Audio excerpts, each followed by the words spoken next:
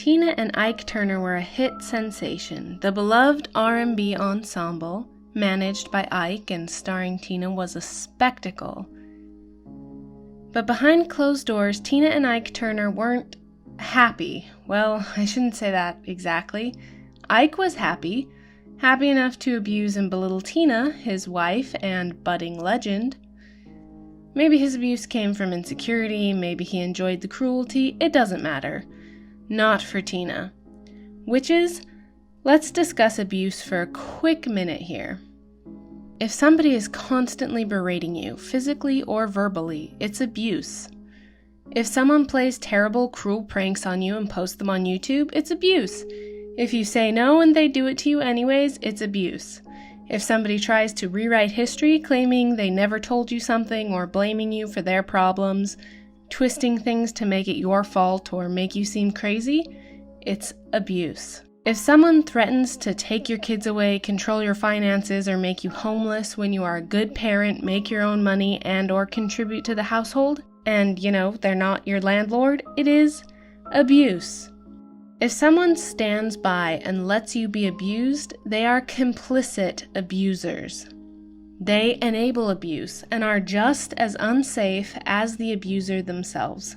Whether that abuse comes from a parent, teacher, boyfriend, girlfriend, spouse, parent, sibling, or friend, abuse leaves permanent damage, and often the victims are blindsided, at least the first time or two. Usually, unless we work in retail or food service, we don't let strangers abuse us. We know we have the power to walk away, respond, report, whatever's necessary. That's why so often abusers will sneak into your life as someone you trust. It's hard to escape abuse. Some forms of financial and verbal abuse are not illegal because they would be nearly impossible to properly regulate. Sometimes the court system fails the victim. Sometimes the abuser is a police officer and their partner can't go to the police for protection. You may owe an abuser money, or they may be very good at pressing your guilt buttons, saying if you leave, they'll die, or other threats. It feels like a hopeless mess, but it's not. Here's what I know, witchlings. There are a lot of resources to help you identify and escape abuse. There are victim shelters, websites, apps, and more. Thehotline.org is a great resource to get started. If you're not sure about your situation, go to whengeorgiasmiled.org and sign up for the Aspire course. It will teach you about domestic violence, warning signs, as well as how to escape those situations. In fact, I would recommend the course to everyone, as the more people who recognize abuse and speak out, the safer we will all become. Stronger together, my witchlings. Unfortunately, Tina Turner didn't have the resources we have today. Tina was a child of neglect, which is a form of abuse, by her parents. Tina's parents were sharecroppers, and when Tina was young, her mom ran away from home to escape her own abusive marriage, and Tina was later sent to live with grandparents. Tina felt instinctively that she wasn't wanted by her mother Zelma, who herself was very young to have any children, let alone 3 girls. With such a poor childhood, it is no wonder that Tina Turner was drawn in by a big, successful musician who love-bombed her and utilized her talents for his own gain. Once she was securely his, thanks to music contracts and her young love, that's when the serious troubles started. Tina said she didn't even want to marry Ike, but was too scared to say no. In fact, Tina Turner's real first name is Anne, but Ike rebranded and renamed her, changing her identity without her consent for the sake of showbiz. By the mid-1970s, Ike and Tina Turner were the toast of the town, or the nation, really. Ike became a serious cocaine addict and abruptly switched label companies while they were traveling. And Ike began to abuse Tina so badly that she fled the hotel and hid at a friend's house. Tina then found her power, divorced Ike, and went on to become a bigger star than they ever were together. Maybe in the beginning Tina thought she needed Ike, but when she found her true inner strength, she escaped and she was able to do more without him than she ever could with him. He was toxic to her safety, success, and happiness. Tina said it best: if you are unhappy with anything, your mother, your father, your husband, your wife, your job, your boss, your car, whatever is bringing you down, get rid of it, she said. You'll find that when you're free, your true creativity, your true self, comes out.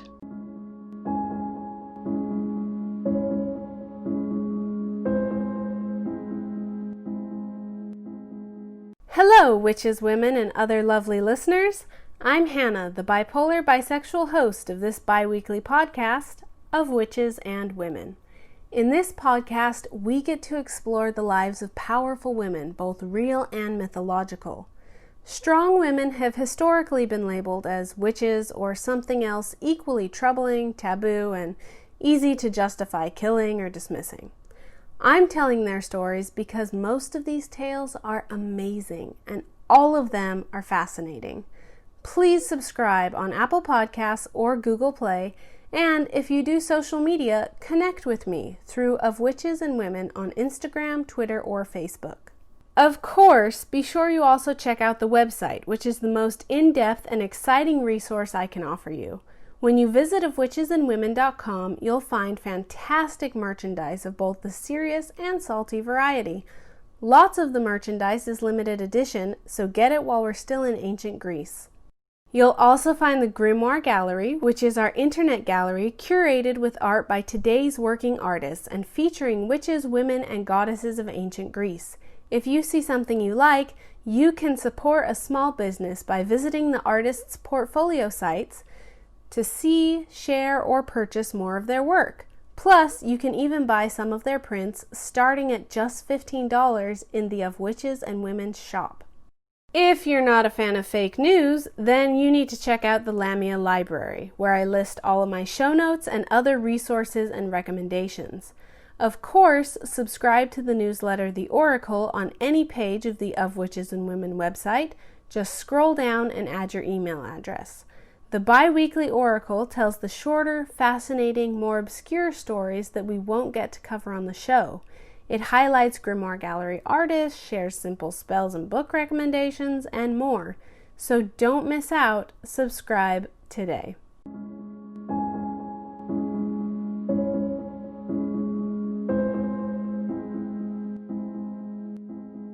Minos, a powerful demigod son of Zeus, had 2 brothers and 1 kingdom.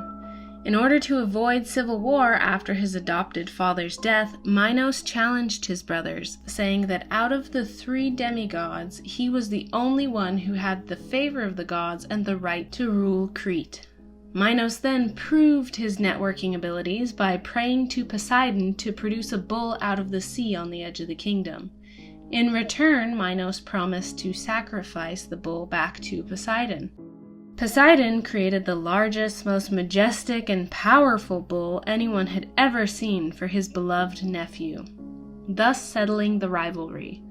Minos was to be king. Minos married Queen Pasiphae, demigod daughter of Helios. Minos was a powerful king, and together, Minos and Pasiphae produced 8 powerful children, 7 daughters and 1 son. However, Minos never sacrificed the bull. This angered Poseidon, of course, but the gods were patient, and he waited. Pasiphae also angered the gods, particularly Aphrodite, who felt that her grandniece didn't pay her proper worship for the love, prosperity, and beauty she had been given. So Poseidon and Aphrodite conspired against the royal family of Crete. Aphrodite cast a spell of unquenchable lust upon Pasiphae, who suddenly found Poseidon's bull to be irresistible. She called upon the great inventor Daedalus to help her disguise herself as a cow so she could have intercourse with the bull. Of course, because, it's Greek mythology, Pasiphae became pregnant, and when she gave birth, it was to the famous Minotaur. Pasiphae named her newborn Asterion after Minos' adopted father and the former king of Crete. But Minos was disgusted by the Minotaur and by his wife's affair. Of course, Minos decided to take no responsibility for what had happened himself, and he still did not sacrifice the bull. After giving birth to the Minotaur, Pasiphae was barren, as we all would be if a bull ripped its way out of our uterine lining. Their oldest son and heir to Crete was in Athens during this drama, and won many prizes and victories at the Athenian tournaments. Like his parents, the blood of the gods ran strong through his veins. The Athenians didn't like it.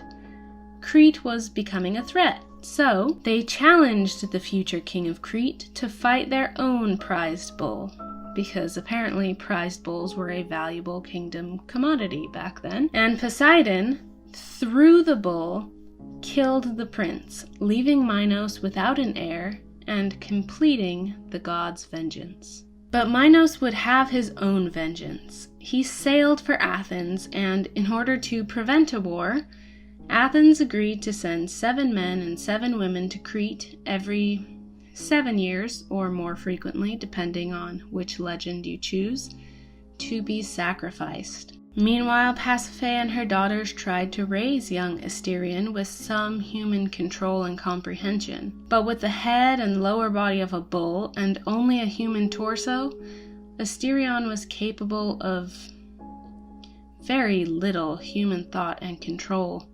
In fact, he was beyond tameable, and as he grew, he began to crave human flesh. When Minos returned from Athens, he imprisoned Daedalus and his son Icarus for helping his wife mate with a bull. Then he forced the 2 inventors to create the most complex labyrinth in the world. Minos locked the Minotaur in the center of the labyrinth and fed him the Athenian sacrifices each year. To 7 years, depending. During this time, there isn't much written about Minos and Pasiphae's daughter Ariadne. Ariadne was a strong demigod, with Zeus's bloodlines on one hand and Helios, a titan, on the other. Ariadne was also smart. I imagine, in addition to trying to teach her half-brother to speak and walk and sit still, and princess lessons and Greek lessons and history lessons and god lineage genealogy lessons, Ariadne also spent time studying with Daedalus, reading, dreaming, and flexing her creative and inventive mind. Minos appointed his daughter Ariadne as mistress of the maze. She oversaw the labyrinth that imprisoned her brother, prowled through its walls, and inspected the maze to be sure it remained a safe fortress, protecting the people from the Minotaur. Ariadne also hosted the ceremony every 7 years, during which Athenians were sacrificed to the Minotaur. No one knew the labyrinth better than Ariadne, except perhaps Daedalus. I imagine it was probably difficult for Princess Ariadne, on the one hand, to love and care about her brother, and on the other, to know that he would attack and eat almost anyone besides herself. It must have been difficult to send the Athenian hostages into the maze to face their fate. And one year, it became impossible. Prince Theseus of Athens volunteered to go to Crete as a hostage. The handsome, battle-tested prince felt sure he could slay whatever lay at the heart of that great maze, and return a victor to Athens. At the great feast, the night before he was to enter the labyrinth, Theseus and Ariadne came face to face. For Ariadne, it was love at first sight. For Theseus, it was strategy.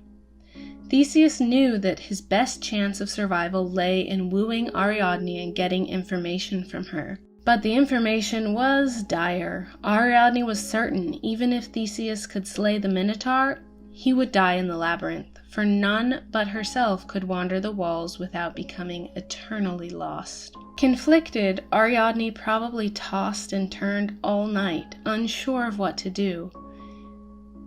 In the end, she decided her brother needed to die for the safety of the people of Crete, and to stop the sacrifice of hostages. The next day, Ariadne planted a sword and a ball of yarn inside the entrance to the labyrinth and whispered to Theseus how to use them to survive and escape the maze if he promised to take her with him when he left and make her his queen. Theseus promised, of course. Well, we know how good Greek kings and princes and gods are at keeping their promises. Theseus killed the Minotaur with the sword Ariadne provided, and emerged victorious with the string Ariadne provided. Ariadne left Crete with Theseus, but he abandoned her not too long after on an island before returning to Athens a hero. Unfortunately for Mr. Big Hero Theseus, he forgot to signal to Athens that he had survived by changing the sails from black to white. Upon seeing the black sails approaching, his father, thinking Theseus dead, jumped off a cliff and drowned himself. But maybe that is a happy ending for Theseus after all, because now he returned to Athens a king. Ariadne was broken. Some say her mind sunk into madness at the betrayal of Theseus, and who can blame her? A traumatic childhood filled with teaching a monster to walk and talk, her parents cursed by the gods and constantly at odds with one another, 2 brothers recently dead and now abandoned as a teenager without food, water, or money by her one true love and without a home to go back to, as her prideful father had likely disowned her for her betrayal. Ariadne's song of madness and heartbreak struck a chord with the god of madness. Dionysus floated down to the island and sang to Ariadne. He listened to her. He helped heal her brain and her heart. Dionysus and Ariadne fell in love, and Dionysus carried Ariadne to Olympus where he married her. After the wedding, Ariadne's diadem was sent into the stars because of its eternal and sparkling beauty. It seemed things were going well. Ariadne and Dionysus had several children before Dionysus, Zeus's son and god of deviant sexuality, began to wander. Ariadne killed herself, still unable to bear betrayal. However, Dionysus couldn't bear her death, and he entered the underworld and returned with Ariadne and his mother. Ariadne was then granted immortality. Now, Ariadne has memorials scattered across Crete. She became a goddess, worshipped as a goddess of puzzles and mazes, as well as a minor weaving goddess. After years of abuse and neglect, the immortal Ariadne finally had the time, space, and power to protect and love herself. I hope that Ariadne learned to construct healthy boundaries and to protect herself. And I think that she did. After all, she had eternity to figure it out, and was pretty good at solving puzzles and choosing the right actions, even when they scared her. With some good trauma therapy and boundaries lessons from Hecate and Persephone, I'm sure Ariadne was a strong, independent goddess in no time.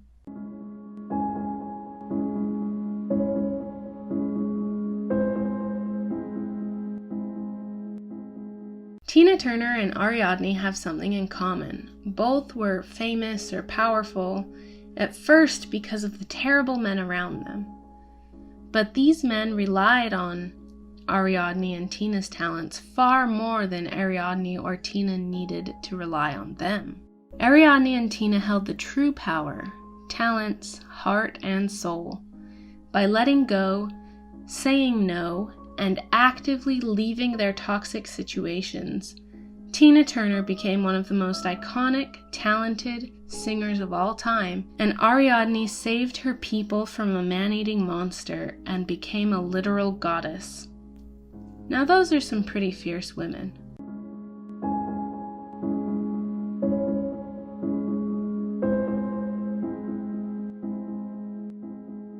That's a wrap on today's episode. Thank you so much for listening. This podcast is doing so well, so fast, in spite of me, and that is thanks to you, my listeners. Please keep spreading the word.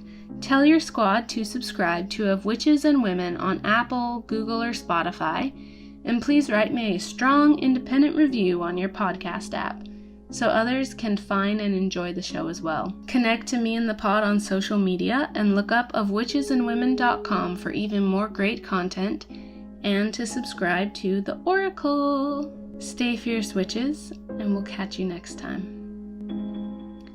Of Witches and Women is brought to you by SHH Media, LLC.